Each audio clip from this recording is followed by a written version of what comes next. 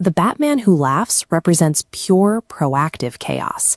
He is a threat built on continuous, calculated action, hunting his targets with terrifying precision.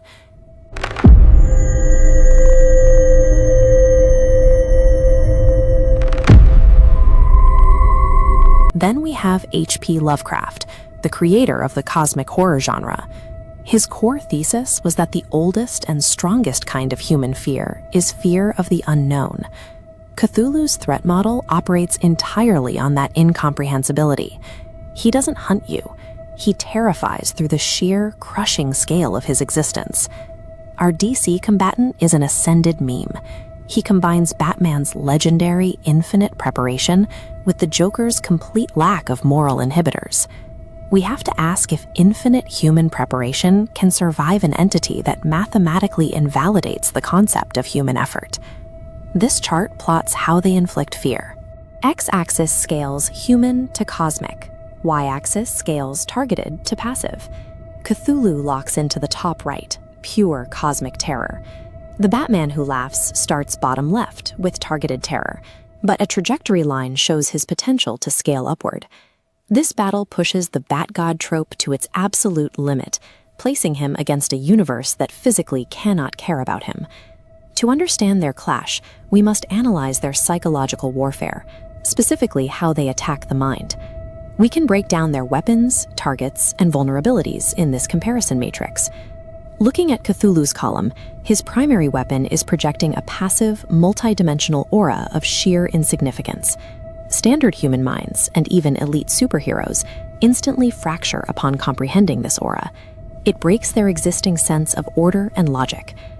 The Batman who laughs relies on a unique defense mechanism, his Joker toxin-induced psychosis. He has already accepted the universe as a brutal, chaotic joke. The sense of order that Cthulhu usually breaks was destroyed in him long ago.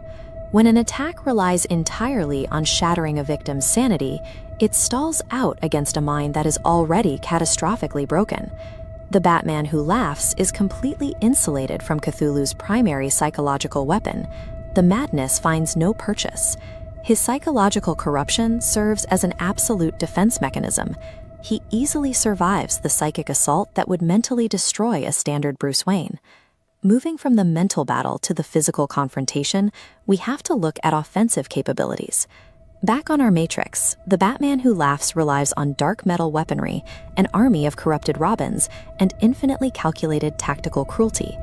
All of that extreme, proactive violence is entirely wasted on an elder god. Cthulhu's physiology ignores human pain, reforming from mist if struck, making physical attacks mathematically irrelevant. We look at established DC comic history to see how the Batman archetype handles Lovecraftian horrors. The Elseworlds story, Batman: The Doom That Came to Gotham, sets up a perfect precedent, following an icy, Lovecraftian expedition led by Oswald Cobblepot. In that timeline, Prime Batman successfully interacts with ancient entities, including the Lovecraftian god Yog-Sotha. But victory carried a steep cost. Prime Batman completely sacrificed his humanity to survive. The Batman who laughs already made that sacrifice before this fight even begins. While his physical weapons do nothing against Cthulhu's scale, DC lore proves his corrupted archetype is perfectly equipped to endure the mythos. Bringing all these rules together allows us to map out the final outcome. This decision tree traces the exact chain of events, starting the moment they encounter each other. Following the logic of a base-level encounter, his psychic immunity holds, but his physical weapons fail. In this scenario, Cthulhu takes the macro victory on sheer, unstoppable scale. The entity simply ignores the mortal and moves on.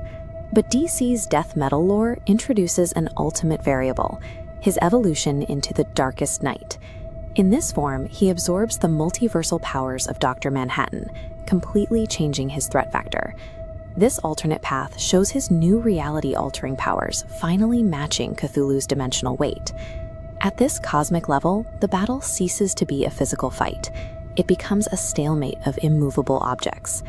Cthulhu wins the battle of scale, but the Batman who laughs successfully hacks the micro-survival. He claims a unique victory by enduring an entity that would break anyone else. If you want to fear active, malicious intent, look to the Batman who laughs. If you want to fear your own ultimate irrelevance, look to Cthulhu.